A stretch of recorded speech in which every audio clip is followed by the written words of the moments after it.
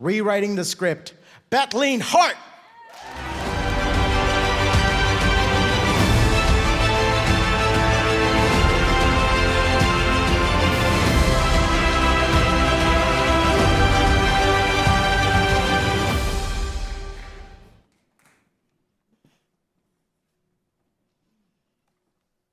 I'm floating high above my body, looking down at the commotion below in the operating room.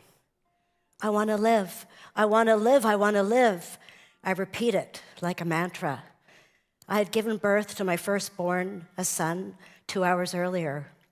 After, alone with a young nurse who confided she was new to the floor and unsure of herself, I sensed something was wrong. My gut said, "Speak up." But I didn't. What did I know? A new mom, 24 and married, postpartum hemorrhage. I was dying. The birth had been joyful. I sang through the contractions, Dona nobis pacem, a Latin hymn, grant us peace. As the contractions got stronger, the singing got louder.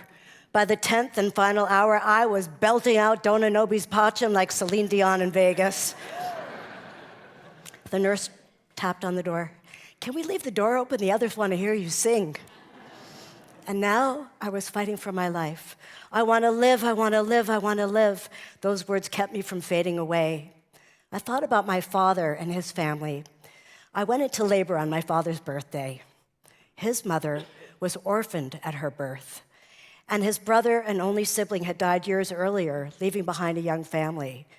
Was I clearing some sort of family karma? I didn't sign up for that. I wasn't ready to go. I wanted to live, and I came back. As I stand here at the CBC stage on November 22nd, I am having a full circle moment. My father, the late Harvey Hart, was a film and television director and a pioneer of early television at the CBC. He passed away 36 years ago today, on November 22nd. In his field, he was awarded and respected. To us, he was just Dad. 5'6", with a 6-foot presence, playful, curious, generous, a compassionate observer of the human condition, qualities I share in my personal and professional life as an expert in the field of early childhood education. My father told stories for a living, and so do I. But my near-death experience taught me something deeper.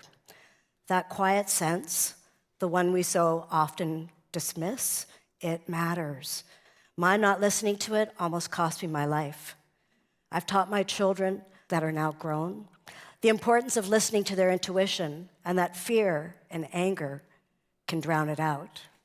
If children are not encouraged to listen to their inner voice and follow that inner compass when they're young, how will they learn to navigate the world when we're not there, or to trust themselves when they become adults?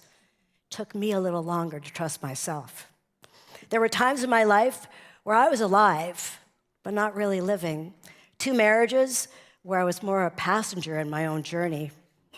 A psychiatrist told me once, "Your first husband was emotionally unavailable, and your second husband was controlling." So basically, I went for the sequel instead of rewriting the script. But, sorry, Dad, but you know what they say? Women sometimes marry men like their father. I had a sense that I wasn't living the life I was supposed to be living, and I started to follow. Then I had a setback. Thyroid surgery, and it damaged my vocal cord. Really? The woman who sang her son into the world can no longer sing?